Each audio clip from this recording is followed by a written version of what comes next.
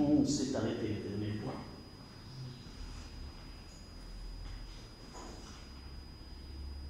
On a donné l'équation différentielle.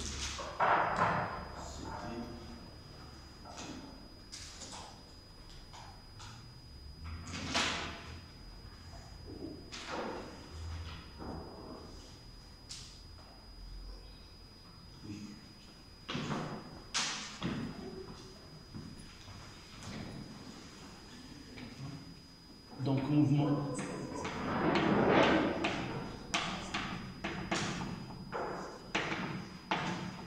d'un corps solide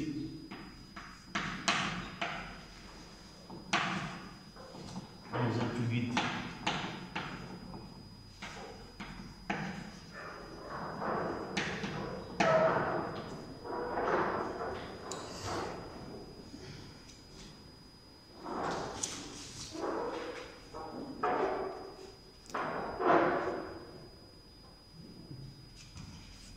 je ne sais pas quel numéro que le... C'est pas sûr. Oui. Tu laisses.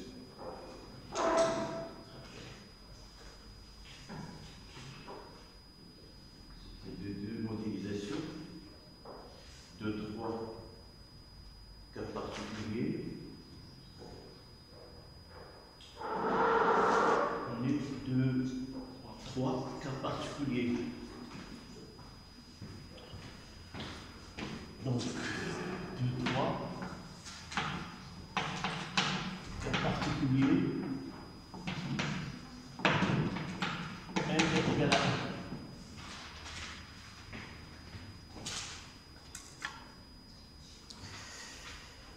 Donc, pour continuer, on va reprendre le schéma.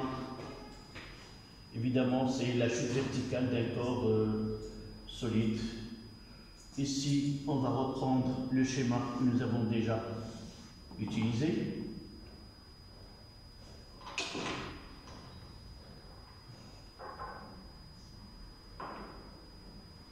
Je prendrai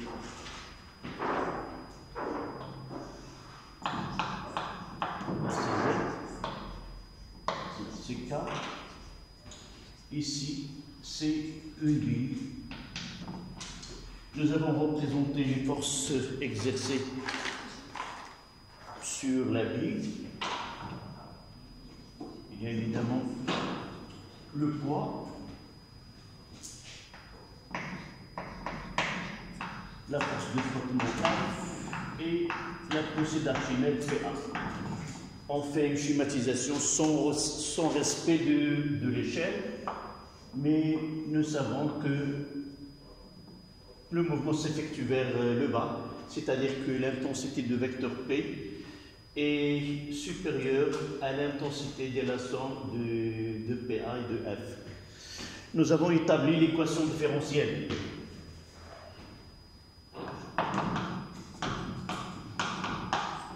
L'équation différentielle. Son expression, c'était le cas particulier ici.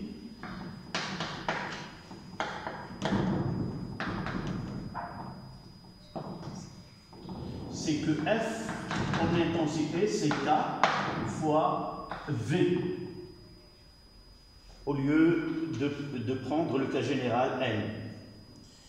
Et l'équation que vous avez déjà écrite, c'est D de V Z sur dt plus K sur N V est égal, c'est G facteur de A moins ρ sur repris. Qu'est-ce que nous avons écrit? On va reprendre dès le début. Tu me donnes l'équation différentielle que nous avons déjà. Des deux V, oui? Non, on est arrivé à faire la solution. On a dit alpha est égal à K sur L, F est égal à 1 sur K, M moins ρ. Donc, je vais reprendre dès le début. Donc, F et nous utilisons une bille de masse M et de volume V, la bille de masse M, de volume V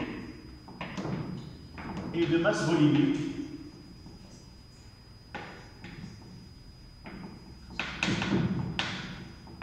ρ. D'accord? Le liquide de masse volumique, de masse volumique ρ et de masse volumique,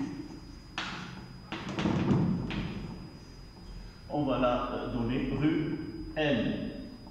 D'accord? Donc la deuxième, en appliquant la seconde loi de Newton, sigma dF extérieur est égal à M à G. Et les forces que nous avons ici sont petit f plus PA plus P est égal à M à G. D'accord? Oui. C'est ça ce que nous avons écrit. Je crois que c'est la dernière chose qu'on a écrite. Donc on va reprendre. Peut-être tu n'as pas lu ce que nous avons écrit. On est arrivé, même on a donné l'équation, la solution de l'équation. Donc, dans l'écriture de petit f, c'est en vecteur, c'est moins k fois v, on a pris n est égal à 1 pour t par k. La poussée d'Archimède, PA,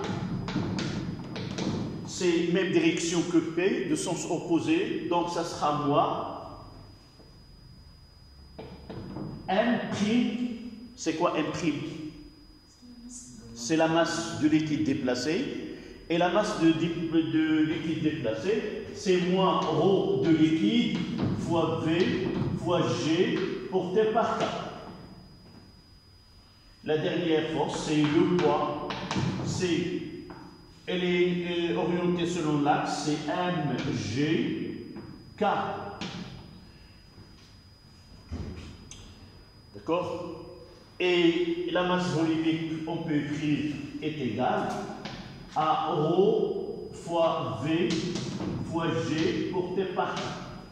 Nous avons dans les données deux masses volumiques, celle du corps solide, de la bille, et celle du liquide. D'accord? Donc, la deuxième loi,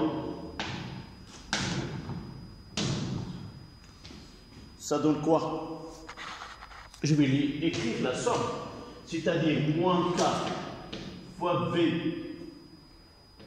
porté par K, moins ρ fois V fois G K, plus ρ PA moins ρ L fois V fois G, et là ρ fois V fois G porté par K est égal à M, est égal M du solide, c'est ρ fois V, c'est ρ fois V fois AG, qui est D de V, D de V sur dt porté par K. On fait la projection où on multiplie tout par le vecteur unitaire K, on aura, et je vais essayer d'ordonner. D'abord, je vais diviser par ρ fois V, et il me reste de ce côté-là, c'est d de V sur dt. Je vais passer là où il y a la vitesse, c'est ici. De l'autre côté, c'est plus. Là c'est V, c'est plus K sur ρ fois V.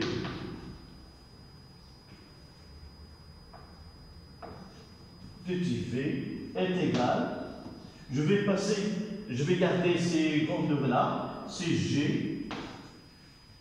Là, ça sera 1 moins, et ici, ρ L sur ρ 0, sur ρ de liquide. Est-ce que c'est ça ce que nous avons écrit? Sinon, vous allez reprendre de cette manière. L'écriture de l'équation différentielle dépend des données de l'exercice. Si dans l'exercice on garde la masse M et on ne vous donne pas la masse volumique, on va garder M. D'accord? Oui? À haute voix, s'il te plaît.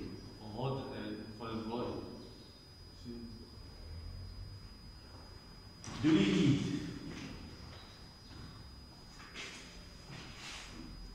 Oui, j'ai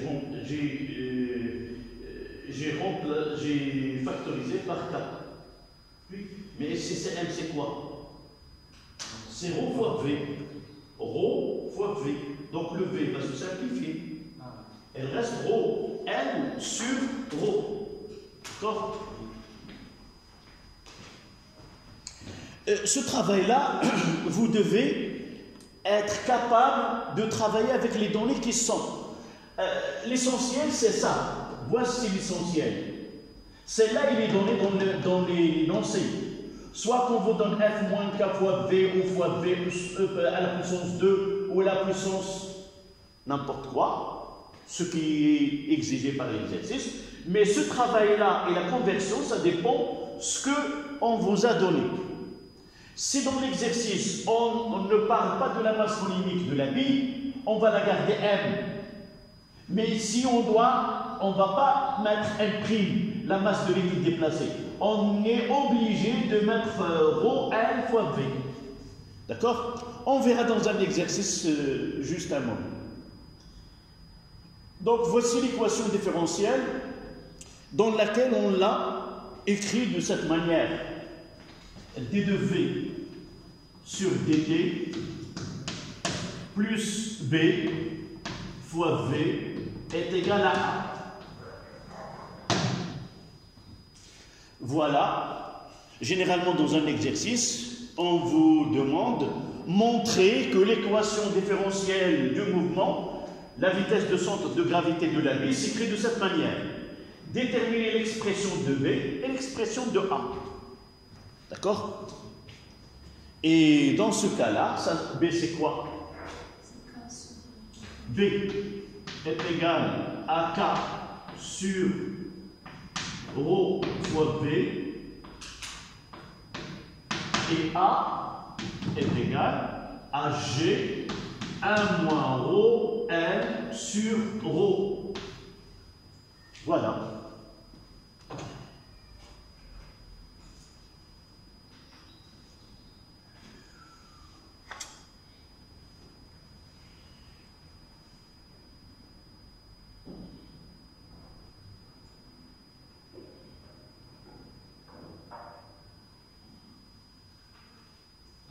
Oui.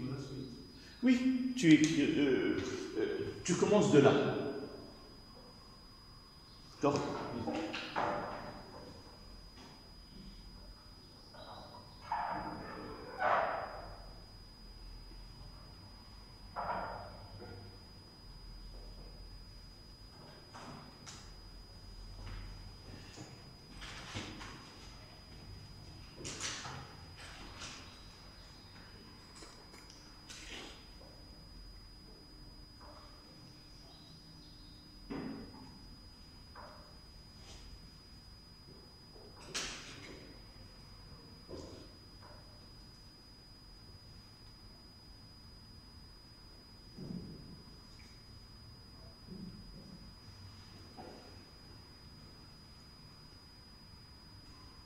On va essayer maintenant d'appliquer l'équation de dimension et de vérifier l'unité de B et l'unité de A.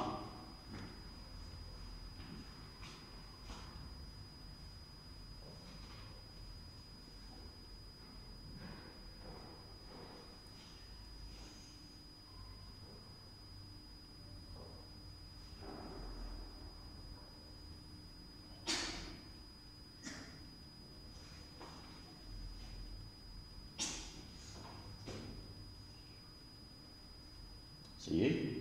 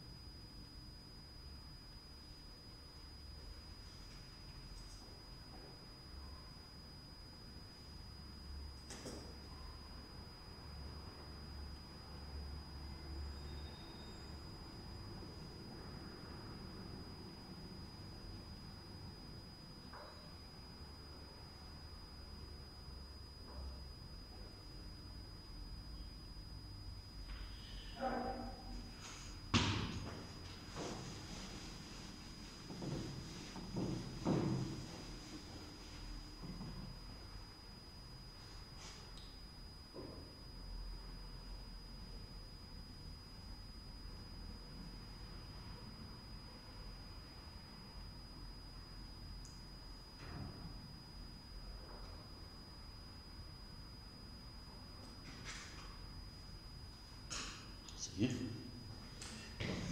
passe un petit là et je viens. Donc la première des choses, c'est l'unité de B.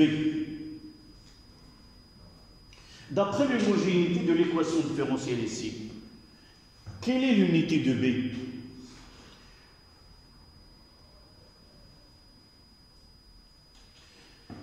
Là, c'est quoi? C'est une vitesse mètre seconde moins 1 divisé par seconde. Là, c'est un temps, là, c'est une vitesse. Donc là, ça sera l'unité d'une accélération. C'est le mètre par seconde, c'est le mètre seconde moins 2. Donc A, l'unité de A, ça sera quoi? C'est aussi une accélération, c'est le mètre seconde moins 2. Mais si celle-là V, mètre seconde moins 1, l'unité de B, ça sera, pour avoir seconde moins 2, on doit multiplier par quoi? Seconde moins 1. Vous voyez là, c'est le mètre seconde moins 1, mètre seconde moins 2. Ici, obligatoirement, mètre seconde moins 2. Donc, obligatoirement, B, ça sera en seconde moins 1. Pour avoir mètre seconde moins 1 fois seconde moins 1, c'est seconde moins 2. Donc, B doit avoir une unité de seconde moins 1.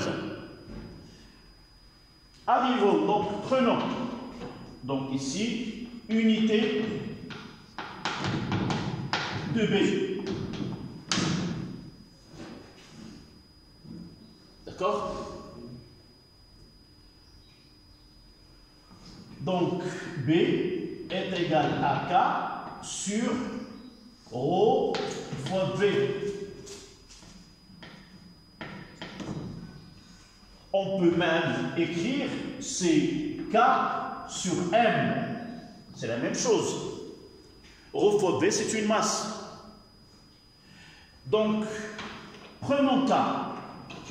L'expression qui donne K, c'est F est égal à K fois V. Donc, K, c'est F sur V. Quelle est l'unité de F?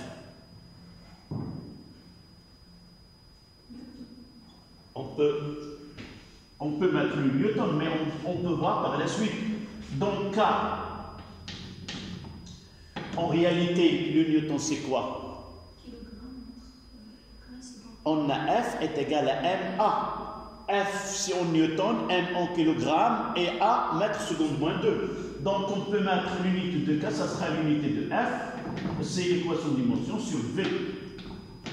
Là, nous avons dit que F, c'est le Newton, et le Newton, d'après la deuxième loi, c'est le kilogramme, c'est-à-dire c'est une masse, fois le mètre, c'est une distance, fois le temps, T moins 2.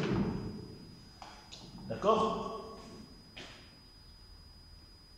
Je rappelle que F, ici, F est égal à MA. Il a la dimension d'une masse fois l'accélération. Divisé par la vitesse, c'est une distance, fois le temps moins 1. D'accord?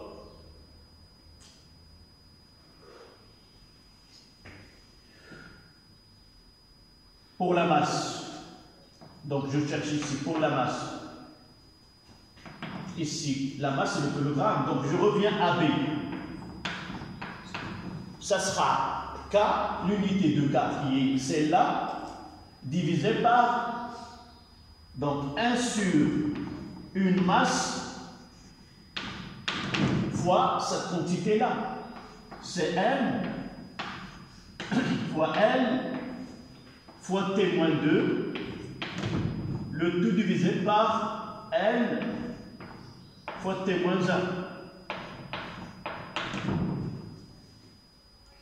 Donc, vous voyez que la masse, la simplification, ici, la distance L se simplifie, et là, ça reste uniquement moins 1. Donc B, vraiment, l'unité de B, c'est T-1. C'est la seconde moins 1.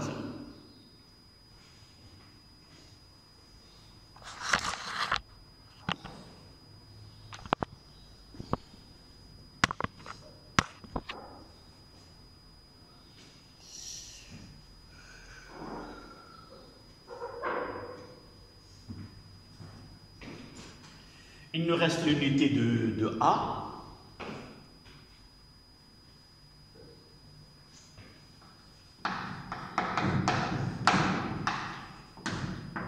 Et là, ça sera facile.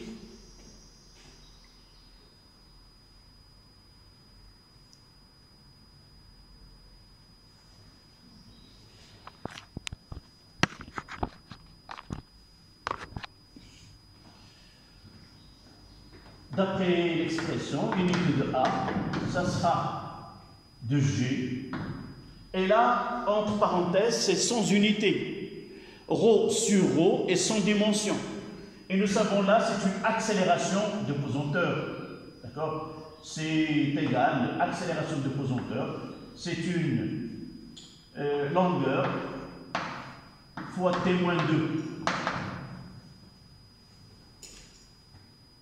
On peut même le montrer. FP est égal à M fois G.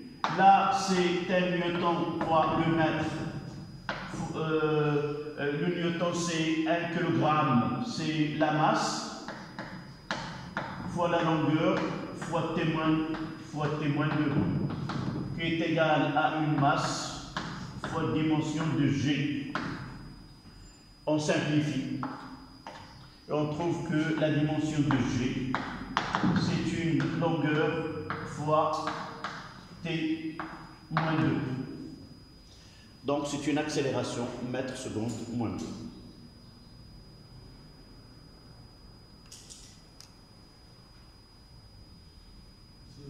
Oui. Oui. L'unité de K. l'unité Dans l'unité de K. هاد شنو هي؟ اسمعني كتبع على هادي تبع معايا ب منين جات؟ سيكاسيون ها هي شنو هي هاد كا هي هادي وام واحد على ام واحد على ام ضربها في كا ام شنو هي؟ هي واحد على ام شنو درت هنايا؟ جبت هادي لهنا ها يلا دابا غادي نشوف التعبير النهائي لهذه معادله الابعاد. هذه مع هذه كتختزل، مسافه مع مسافه كتختزل. هي راه من هنا غادي تلاحظ بان هادو غادي تختزلوا، ال مع ال كتختزل، وهذه تي موان 2 مع تي موان 1 كتبقى غير تي موان 1. ايوا راه كنت تبعتي معايا، ها هي راه من سامبليفيت دازت الشرطه معايا. ها هي شفتي هنا، شفتي هنايا هذه كتبان لنا جوج ولا واحد. هذه بحال هذه، شوف دابا هذه هي هذه واحد شويه ديال وتبع معايا راه يفوت غادي من هنا راه. Donc, voici les unités, le cas de 3 cas particuliers. Maintenant, de 4, on va voir la solution de cette équation différentielle.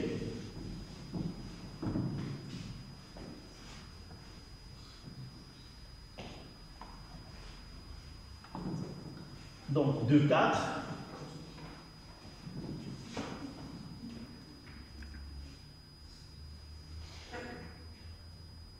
Tu peux le faire.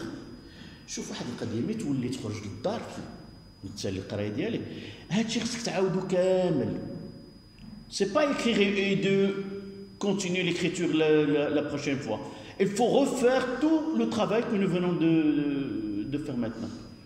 Et ainsi, ce travail-là, ça sera le tien. راه محد هاد الكور هذا اللي كتكتبوه محد هو هكذا في الدفتر، راه هو الدرس ديالي ماشي ديالكم. فوقاش غادي يولي ديالك؟ ملي غتولي للدار وتخدموا وتعاودوا بلا ما تشوف فيه وكتمكن منه، داك الساعات كيولي الدرس ديالك. محدك كتكتب وتمشي وتعاود تكتب عليه وتعاود تكتب عليه، راه حتى شي حاجه ما عندك منه، صافي. ولا سيما ان هاد الجزء من الدرس غالبا ما كيكون في الامتحان. من اكثر الفقرات اللي كتكون في الامتحان هي هاد حركه السقوط الراسي باحتكاك، متفقين؟ وبالتالي خص الواحد انه يتقن هذا. اذا نمروا لجوج 4 دونك دو 4 solution de l'équation différentielle.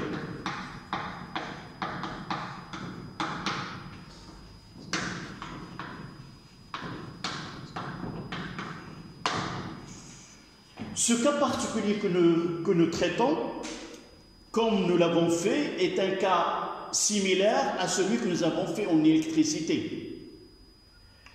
Je vais le faire, mais généralement dans les exercices ou dans les examens, on ne vous donne pas la solution, celle qu'on va faire maintenant.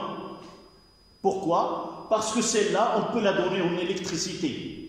Ce qui reste, c'est la deuxième méthode de solution, c'est la méthode approximative qui se repose sur la méthode de l'air. D'accord? Uniquement pour voir que les relations mathématiques, qu'elles soient en électricité, en mécanique ou autre, c'est toujours, elles sont valables. Elles ont la même solution. Donc, solution de l'équation, le variable c'est V, donc V de T est égal à A exponentielle moins alpha T plus V. Pourquoi nous l'avons écrit comme ça? Parce que cette équation différentielle, elle est la même que celle que nous avons traitée, la même expression mathématique. Vous voyez, nous l'avons écrit. En électricité, c'était quoi? Ici, c'est d de UC sur dt plus RC, UC, UC plus d de UC sur dt fois RC, là c'est UC plus RC est égal à E. Si on divise, d de UC sur dt est égal à 1 sur RC fois EC est égal à E sur RC. Et vous voyez que là, c'est V. Nous avons dit que V est là l'unité, le temps moins 1. Et nous connaissons que RC est le temps moins 1. Pour RL, c'est la même chose. D de I sur dt plus R total sur L, sur R total sur L fois I est égal à R sur L. Vous la connaissez, d'accord? Donc, c'est la même chose. Donc, on doit déterminer A et B et alpha pour que cette solution générale coïncide avec celle-là. D'accord? Donc, la première des choses, d de V sur dt est égal à quoi? C'est la dérivée de celle-là. Moins alpha fois A exponentielle moins alpha t. Donc, dans l'équation, d de V sur dt plus b fois v est égal à A, on a, ça veut dire quoi? moins alpha fois A exponentielle moins alpha t, plus B fois cette expression. A exponentielle moins alpha t plus B est égal à A. De la même manière qu'en électricité, on va factoriser par A exponentielle moins alpha t.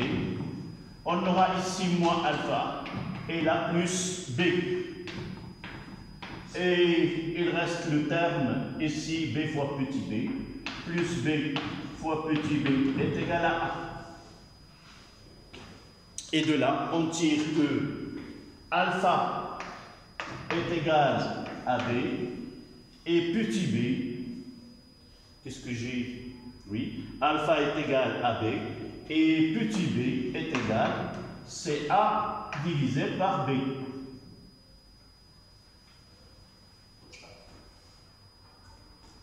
C'est-à-dire, d'après les expressions que nous avons là, A, c'est G divisé par B, c'est K fois ρ fois V. Donc on peut les remplacer.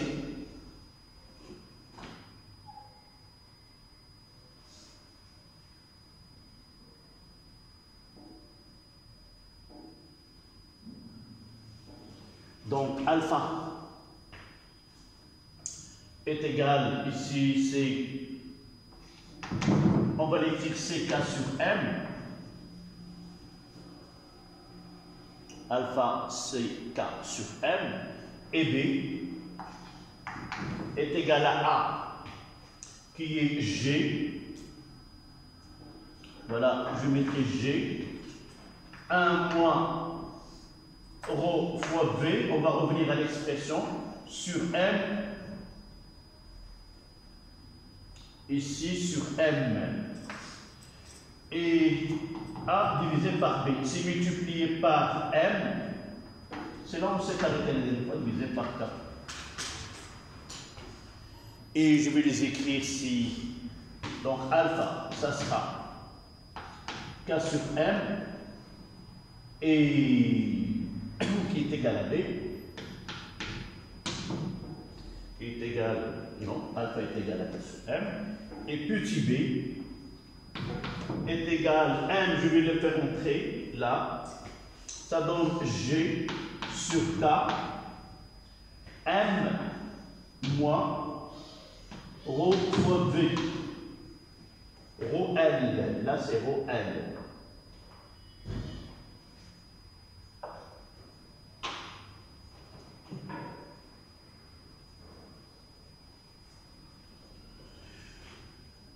Et on peut remplacer ρ fois V et avoir V.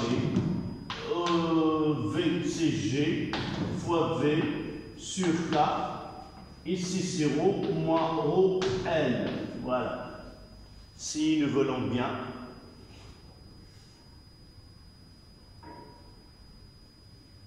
Quelle est l'unité de B? L'unité de B c'est quoi? C'est d'après cette expression, quelle est l'unité de B?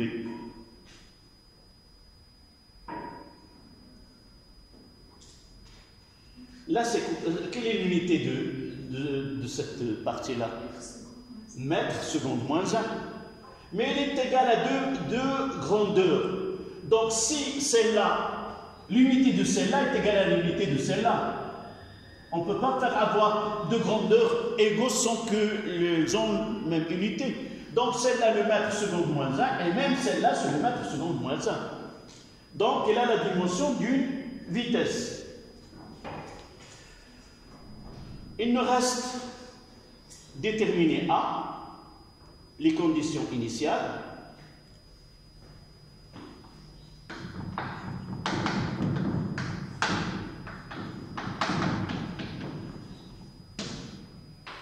Les conditions initiales.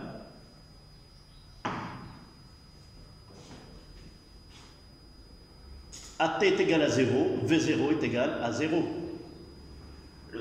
Là, la bille il est lâchée sans vitesse initiale.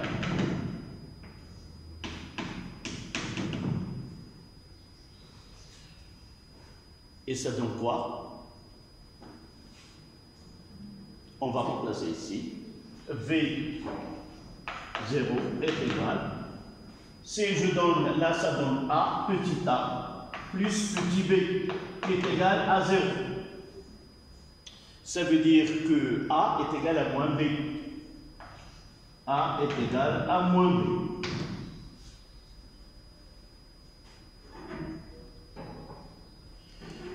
Nous n'avons pas besoin de cette partie.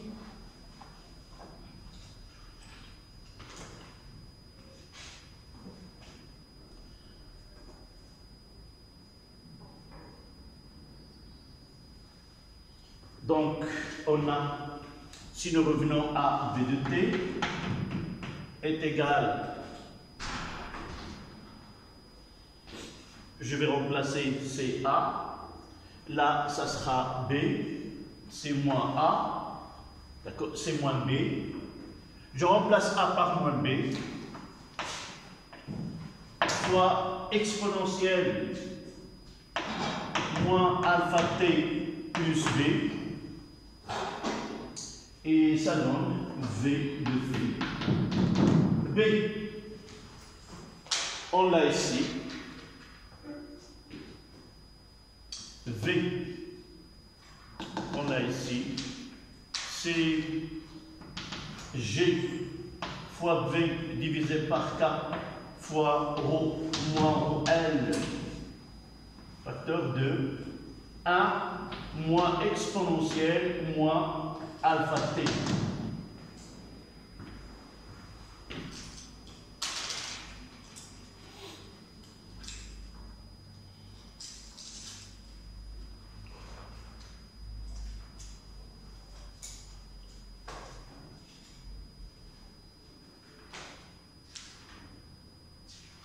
Cette B, ça représente quoi?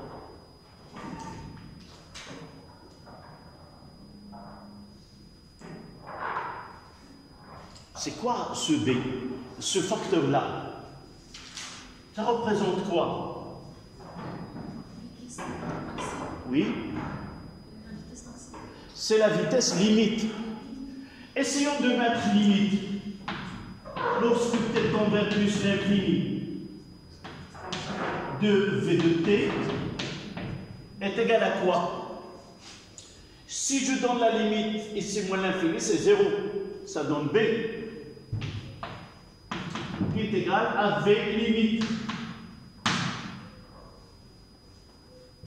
D'accord? La limite de cette expression, là c'est 0, et reste que B. Donc on peut écrire maintenant que V de t est égal à V limite 1 moins exponentielle moins t sur taux, avec taux est égal à 1 sur alpha, qui est égal, dans ce cas-là c'est l'inverse de B, c'est 1 sur K. C'est 1 sur K. Voilà la solution classique en appliquant les règles de résolution des équations différentielles. Il nous reste à représenter et définir une grandeur qu'on utilise, ce taux. Comment peut-on le déterminer? Et c'est quoi en réalité ce taux?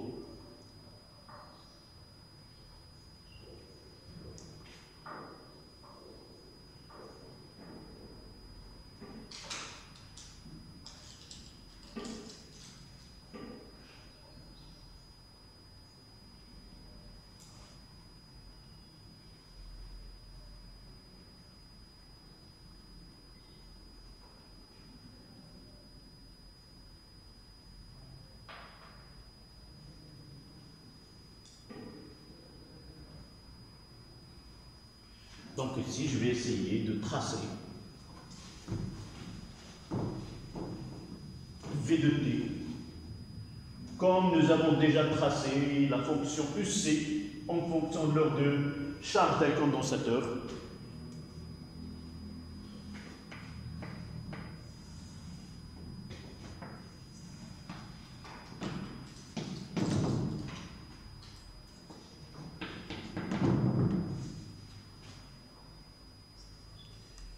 Donc il y a une vitesse limite.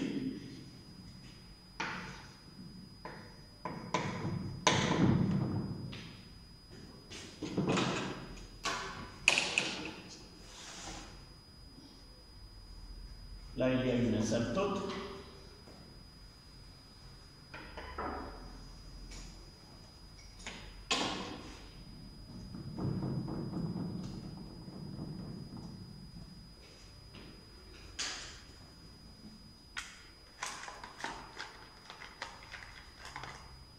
Là, il y a une tangente à l'origine.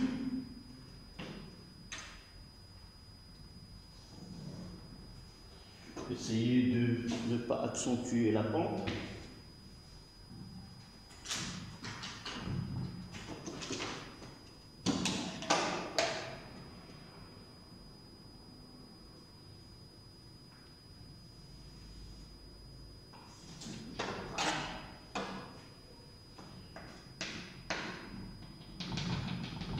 Là, ça sera taux. Et 1, 2, 3, 4, 5. 5 taux ici. Et on aura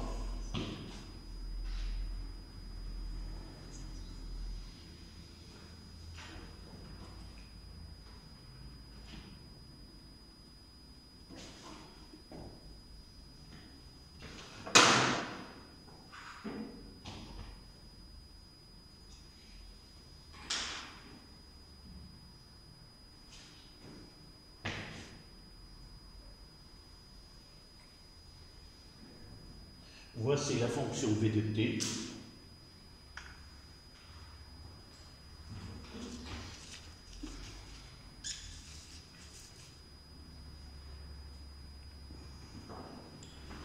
Là, on a le régime initial.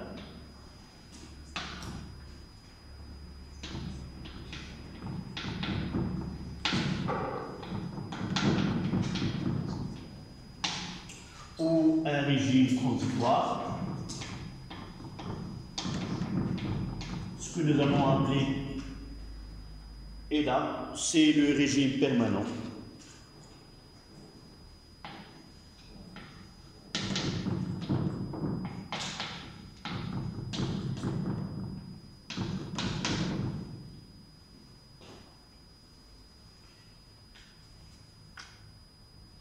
Et c'est V infini est égal à V limite. Dans ce cas-là, la vitesse augmente et atteint une valeur limite qui est V limite.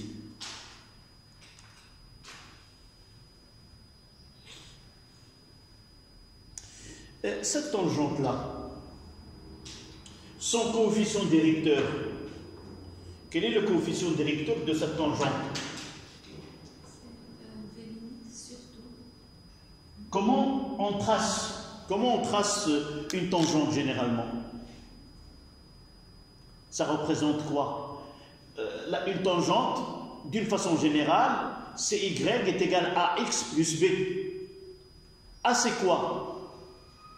C'est la dérivée de la fonction en ce point. Donc, le coefficient directeur ici, c'est d de v sur dt à t est égal à 0. Et ça représente quoi cette dérivée? C'est le coefficient directeur, c'est une accélération à t0. Et ce coefficient directeur est égal à quoi? Par calcul, c'est la tangente de cet angle-là, alpha. C'est le côté opposé sur le côté adjacent. Quel est le côté opposé? De là à là, c'est quoi? De là à là, c'est ça. Et c'est quoi ça? V limite. Divisé par le côté adjacent, c'est taux. Voilà une expression comment déterminer ce qu'on appelle l'accélération initiale. Là, accélération initiale.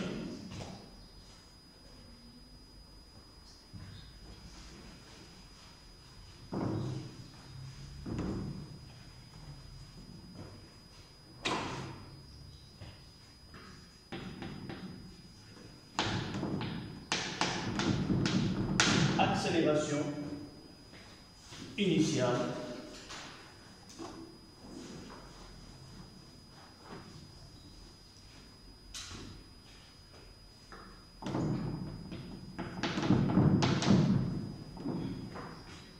à 0 où V limite est égal à A0 fois taux. C'est quoi taux? C'est le temps caractéristique du mouvement. Taux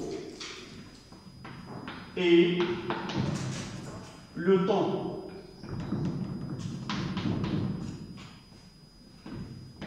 caractéristique du mouvement.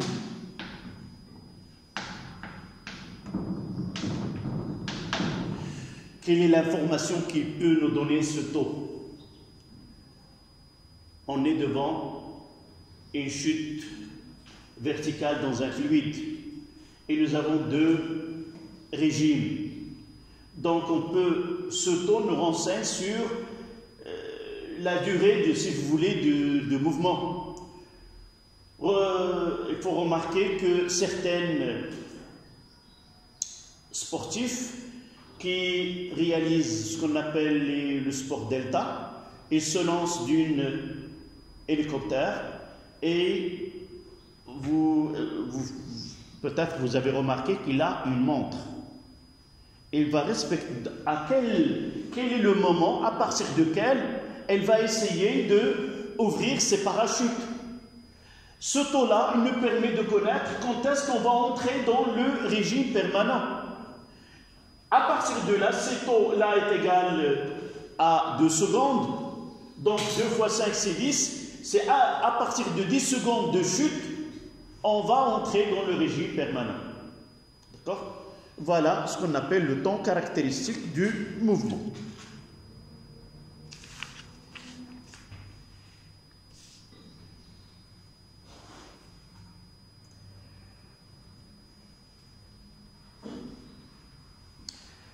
Donc maintenant, ce que nous avons fait ici, ce n'est pas quelque chose de nouveau en réalité. Nous l'avons déjà vu en électricité. Et nous avons pris un cas qui est particulier où le coefficient est égal à 1.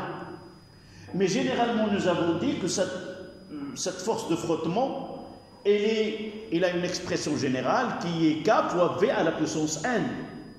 Dans certains liquides, avec certaines vitesses, ce coefficient n'est plus 1. Et par la suite, l'équation différentielle qu'on va obtenir, ça sera difficile, même dans certains cas impossible, de la résoudre de cette manière. Donc c'est pour cela qu'un mathématicien qui est Euler, il a proposé une méthode de calcul, une méthode approximative qui nous donne la solution de cette équation. D'accord? C'est une méthode qui est très ancienne, mais il y a d'autres mathématiciens qui ont proposé des méthodes qui sont plus précises que celles d'Euler. À quoi consiste? C'est ça ce qu'on va, la dernière partie de ce cours, c'est résolution de l'équation différentielle par la méthode d'Euler. D'accord? Donc ici, ça sera 3 en chiffres romains. Résolution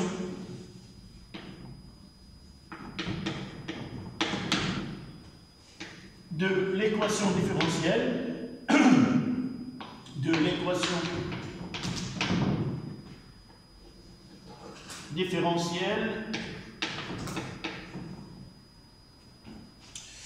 d'une chute verticale avec frottement, d'une chute verticale avec frottement,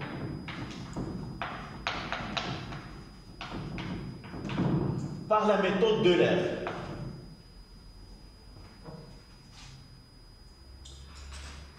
Ça y est, vous avez fait ce schéma?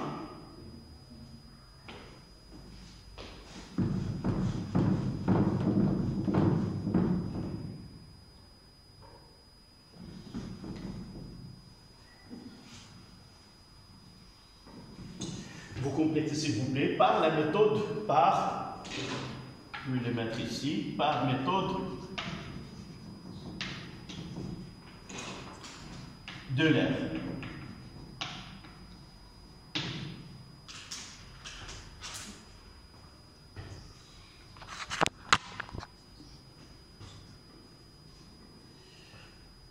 À quoi consiste cette méthode? Ou d'une autre manière, quel est son principe? D'abord, il faut la noter que c'est une méthode qui est approximative. Et cette approximation, nous l'avons déjà utilisée en mécanique. Rappelez-vous, lorsque nous voulons calculer la vitesse instantanée à partir d'un enregistrement, quelle est la méthode qu'on utilise? Quelle est l'expression? On veut déterminer VI, la vitesse à un instant donné, à partir d'un enregistrement où il y a des points M0, M1, M2, M3, M4. C'est XI plus 1 moins XI moins 1 sur 2 taux. Taux, là, c'est le temps entre deux points successifs et nous avons dit que ce taux doit être petit. On va faire la même chose ici. C'était la même approximation qu'on va l'appliquer ici. Au lieu de passer par la dérivée, en réalité, si nous voulons la vitesse instantanée, il faut connaître la fonction V2, la fonction x de t et la dérivée, c'est-à-dire l'équation horaire. Mais dans certains cas, on ne dispose pas de l'équation horaire. Donc, on est obligé, à partir d'un enregistrement, de faire ce travail-là. Donc, qu'est-ce qu'il a fait Euler? Il a dit qu'on peut remplacer la fonction V de t localement dans une partie lorsque ce qu'on appelle le pas ou ce taux que nous venons de parler est petit. C'est-à-dire, vous savez que I est égal à d de V. C'est d de V sur dt. Si je veux à un instant I, je dois faire la dérivée de et remplacer t par ti. C'est ça la réalité, ça les mathématiques qui nous donnent. Mais puisque nous ne connaissons pas V, on va faire une petite approximation. C'est quoi? Dire que lorsque delta de t est petit, je peux mettre que I est égal à delta de V sur delta de t, c'est-à-dire c'est VI plus 1 moins VI sur TI plus 1 moins TI. D'accord? Et de là naissent l'approximation. Je vais essayer de faire un petit schéma pour comprendre pourquoi il y a une différence entre celle-là et celle-là. D'accord?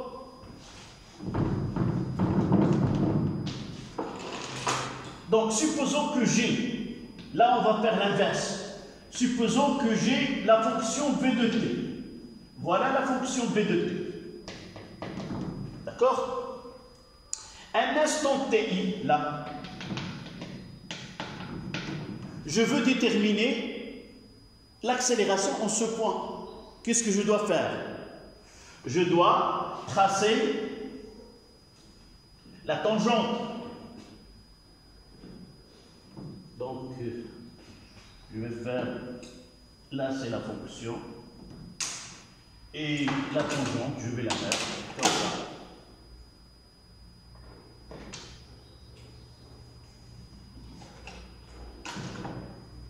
D'accord?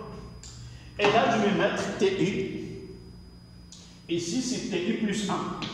Là, c'est TI plus 1.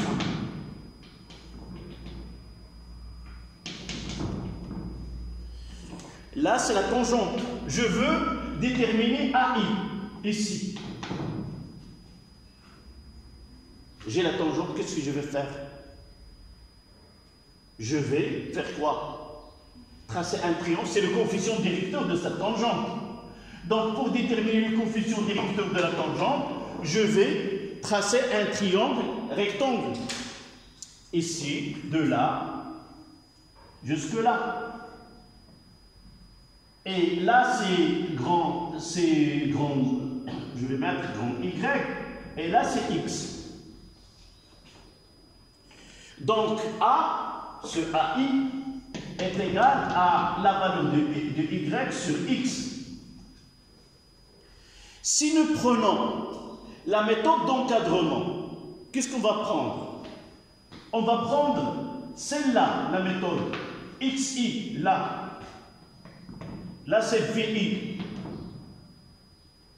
C'est VI. Et là, c'est VI plus 1. Qu'est-ce qu'on va remplacer? Ce que nous avons remplacé, on remplace AI par quoi? AI, c'est VI plus 1 moins VI sur TI plus 1 moins TI. C'est-à-dire quoi? C'est cette partie-là qui est en rouge. Voilà ce qu'on va prendre. Celle-là et celle-là. Où il y a la différence? Je n'ai pas pris en considération cette partie. Voilà la différence, voilà l'erreur. C'est là où il y a l'erreur.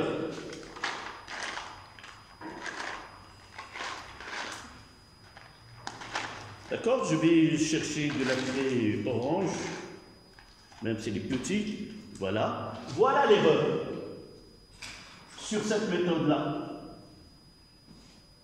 C'est pour cela qu'elle est approximative. Et constatez que lorsque delta de t est petit, plus delta de t plus 1 s'approche, plus cette erreur est minime.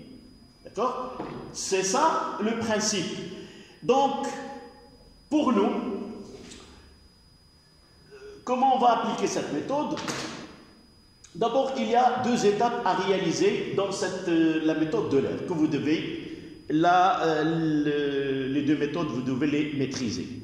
La première des choses, on part, première étape.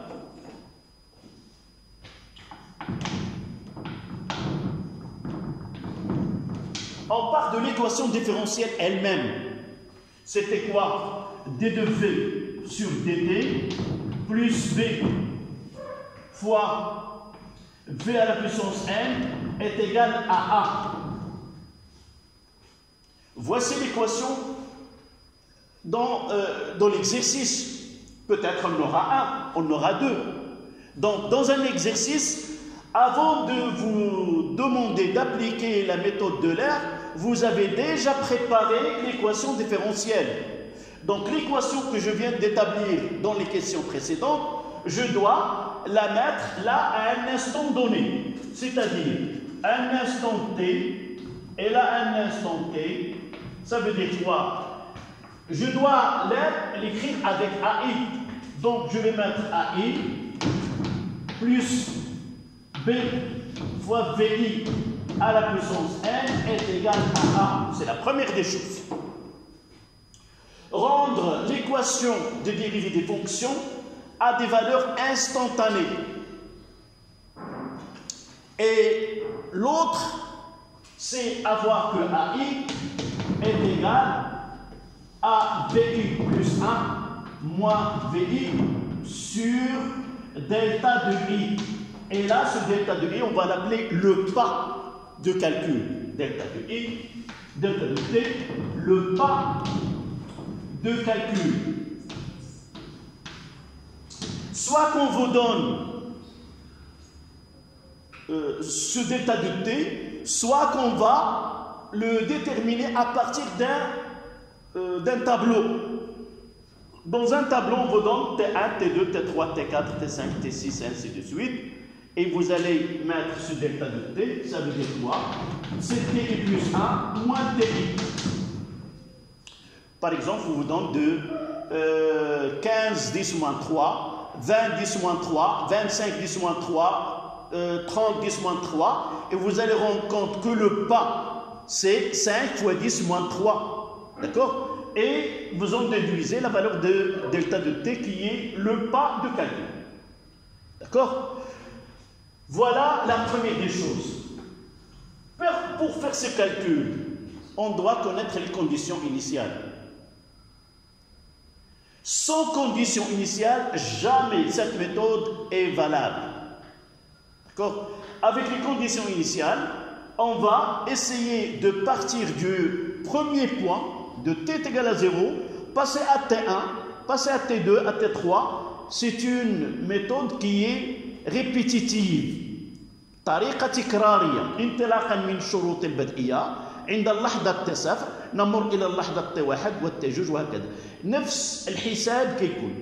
تقنية هذه التقنية أو هذه الطريقة مدى صلاحيتها وقبولها تتوقف على تلك الشروط البدئية الأولى. كلما كانت دقيقة كلما كان العمل ديالنا صحيح، وكل ما كان هاد الدلتا دو تي صغير نسبيا كل ما كانت الطريقة كتكون مقبولة. إذا avec les conditions initiales, dans ce cas-là, la plupart des exercices, nous avons V0 est égal à 0. Même s'il n'est pas nul, on va faire les calculs. On utilise une calculatrice et une formule à appliquer. Donc, condition initiale, V0 dont la plupart est égal à 0, et on en déduit, à 0. L'accélération à 0. Quelle est l'expression de A0 à partir de là? Si A0 est égal, je mettrai A0 plus B, V0 à la puissance N est égal à A. D'accord? À quoi est égal V0? C'est 0. Donc A0 est égal à A, c'est accélération initiale.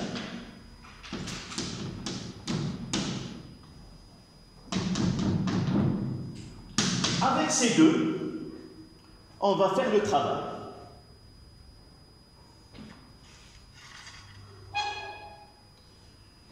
Quel est ce travail-là qu'on va faire?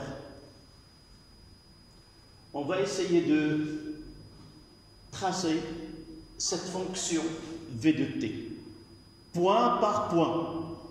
Et une fois qu'il est tracé, on peut déterminer à partir de ce travail-là le taux, la tangente, la vitesse limite et toutes les informations sur ce mouvement-là. D'accord? Donc finissez et on passe à l'étape suivante.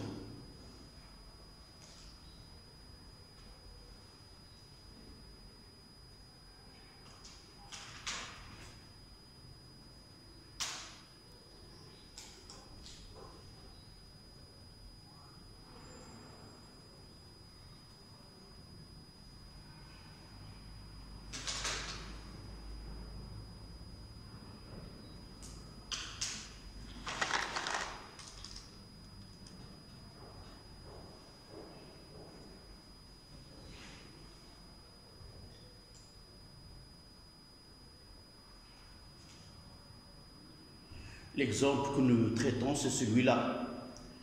Là, nous avons le liquide qui est glycérine et nous avons à l'intérieur, il y a une bille. Et là, on peut suivre. Évidemment, on retient la bille ici par un aimant. Le défaut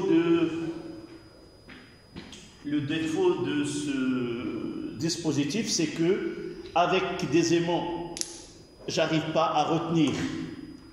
Normalement, avec ces aimants-là, je dois les retenir. Et une fois que je veux, je la libère pour étudier. Je vais vous envoyer dans le groupe une étude par Exao, c'est-à-dire comment on va suivre le mouvement de cette bille dans le glycérine par la méthode, l'expérience que sera assistée par un ordinateur et un logiciel. Je vais vous envoyer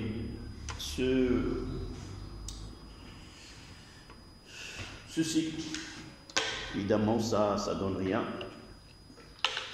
J'ai essayé de chercher, il faut avoir des aimants qui sont puissants à ceux que nous disposons. D'accord? Donc, je vais effacer cette partie-là.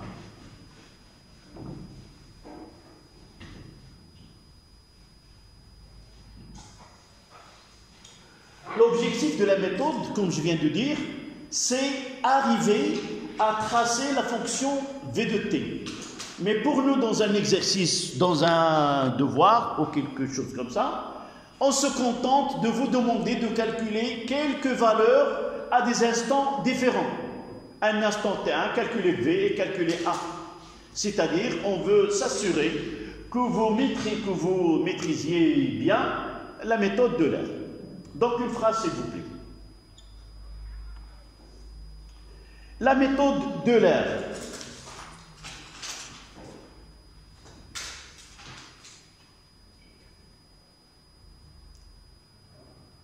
La méthode de l'air est une méthode approximative,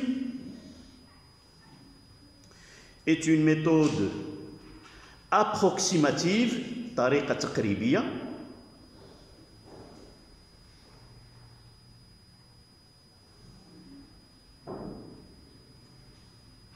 qui nécessite la répétition du même calcul,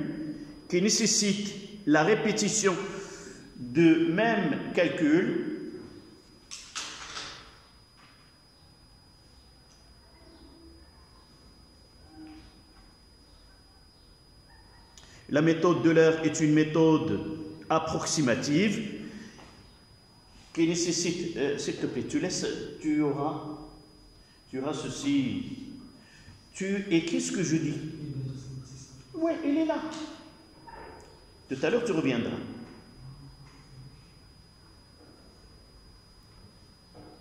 Ceci, il est devant toi. Mais ce que je dicte, tu ne vas pas l'écrire. Donc, la méthode de l'air est une méthode approximative qui nécessite la répétition du même calcul, virgule. Elle permet de savoir la vitesse à un instant donné.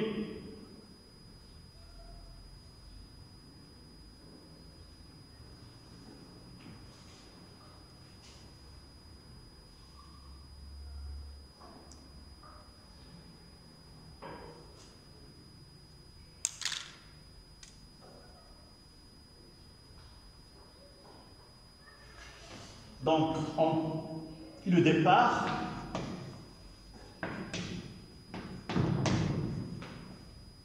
c'est à partir de ces deux relations-là. AI est égal à A moins B VI à la puissance N. Ça, c'est de l'équation. Et la deuxième, c'est celle-là. Que VI plus 1 est égal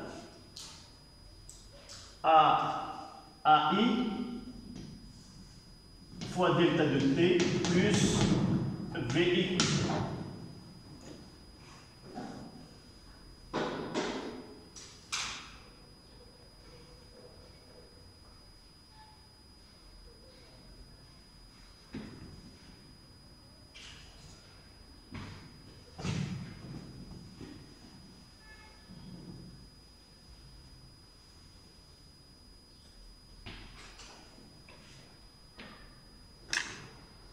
Donc A et B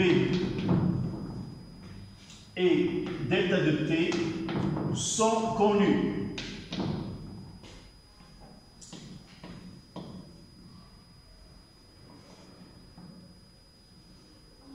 D'accord?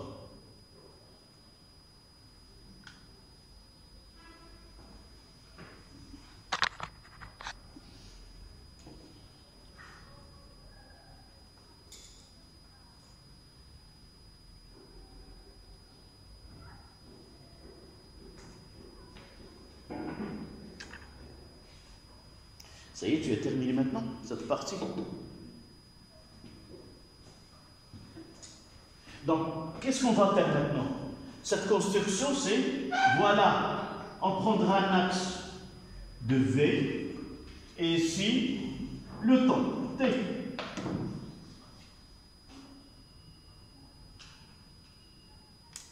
Et qu'est-ce qu'on va faire? On va calculer point par point et le représenter sur cette courbe-là. Donc là, ça sera T0, là c'est T1, là c'est T2, là c'est T3, T4, T5, T6, T7, 8, 9 et ainsi de suite.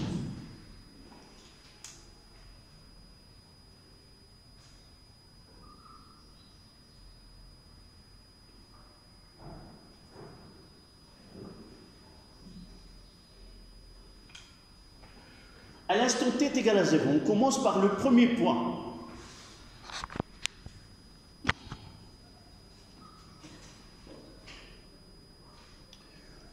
Le premier couple, t est égal à 0. V0 est égal à 0. Voilà le premier point.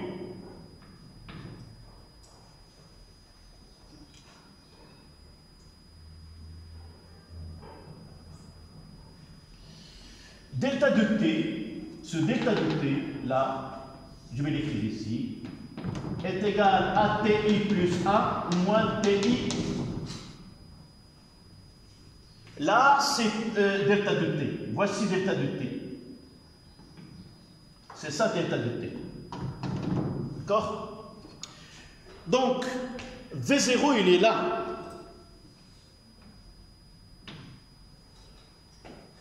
On va passer à quelle vitesse? V1. Oui. Où se trouve V1? Ici. Donc, calcul. Mettre ici.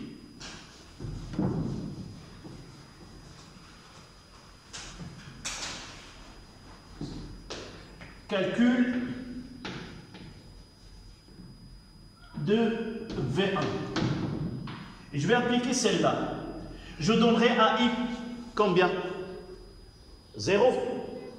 Donc V1, c'est A0 plus A0 fois delta de T plus V0.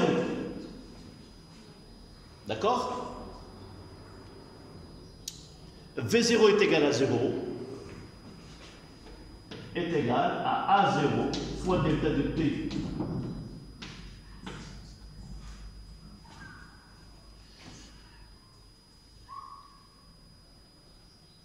D'accord? Je fais les calculs et je passe ici à faire quoi? À T1, j'aurai V1. Voici le deuxième point.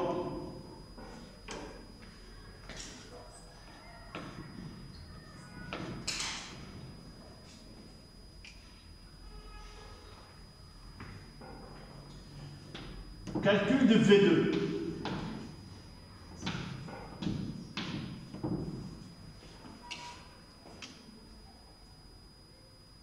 Qui peut me donner l'expression avec laquelle je vais commencer ici?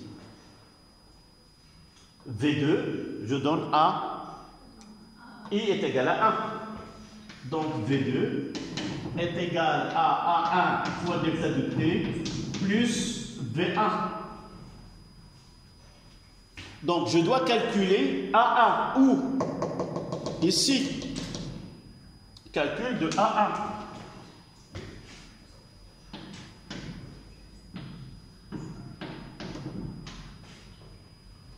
Ça sera A1, cette équation-là, A1 est égal à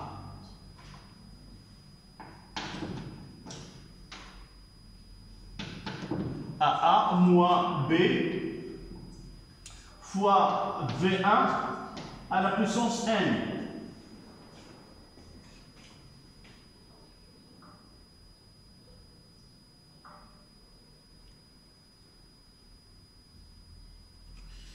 Donc V2 est connu.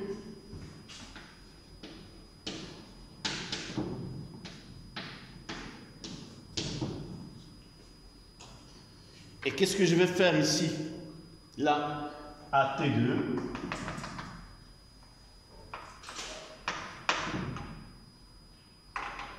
Là, c'est V2.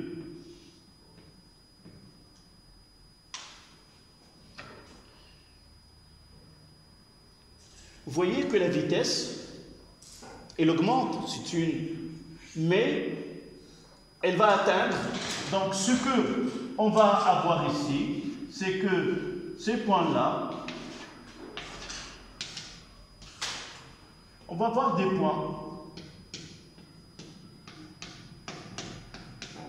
Et à partir d'un certain instant, on va constater que la valeur de VI, elle est constante. On va voir dans un exercice d'application. D'accord? Et voici la fonction, notre fonction approximative. Et de là, nous pouvons ajouter l'asymptote ici, déterminer V limite, la tangente et ainsi de suite.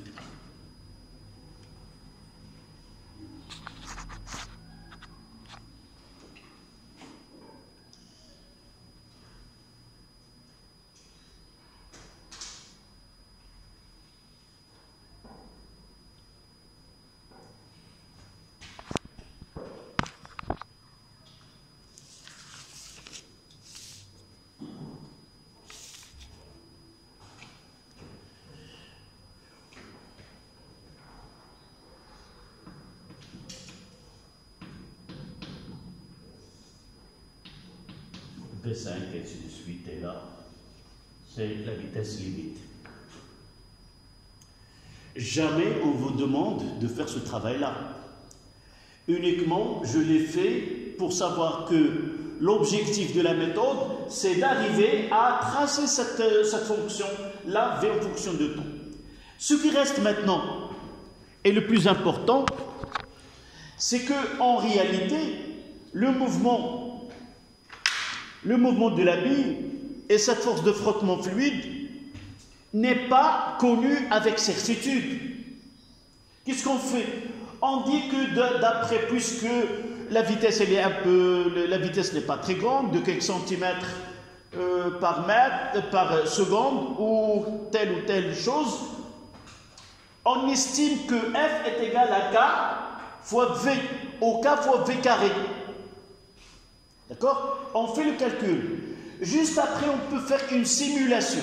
C'est quoi la simulation? Là, c'est le travail expérimental.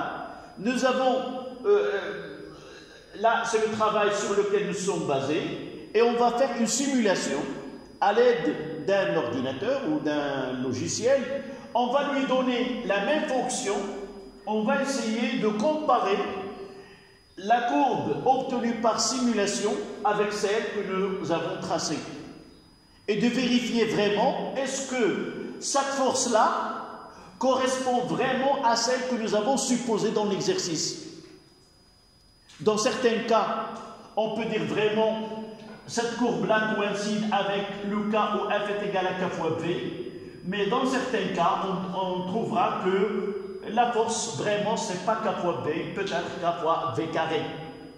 D'accord? On verra ceci dans un exercice et on va voir que vraiment, on peut avoir un modèle K fois V dans un intervalle et K fois V2 dans un autre intervalle de mouvement. D'accord? Voilà, c'est ainsi qu'on termine cette leçon.